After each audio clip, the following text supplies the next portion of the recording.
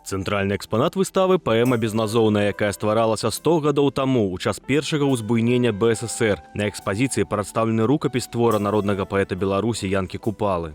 І ілюструецца гэты рукапіс работы нашага вядомага мастака-графіка Васіля Шаранговіча, адмыслова прысвечаны гэтаму твору.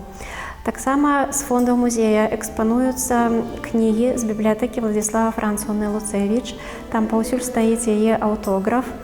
І яны змяшчаюць як дакументы, напрыклад, стэнаграфію народнага сходу заходняй Беларусі, на якім прысутнічаў Янка Купала. І з гэтай стэнаграмы мы ведаем, што 29 кастрычніка 1939 года на ранішнім пасяджэнні гэтага сходу ў Беластоку Янка Купала чытаў верш «Настаў чарот» з высокай трыбуны гэтага з'езда.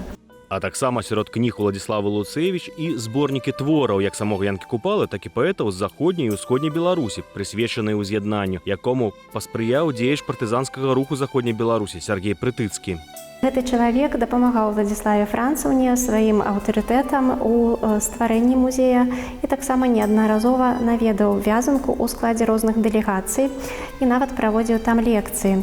Пра гэта сведчаць фотаздымкі, якія ў нас экспануюцца. Сяргей Прытыцкі спрычыніўся да таго, каб у Радашковічах у самым цэнтры славутага мястэчка, дзе Янка Купала спрабаваў працаваць на пачатку свайго творчага шляху, з'явіўся помнік. У межах выставы «Безназоўная» 17 верасня ў Дзень народнага адзінства ў музеі пройдзе культурна-патрыятычнае мерапрыемства «Ты з заходняй, я з усходняй нашай Беларусі». Падчас акцыі «Чытаем Купалу разам».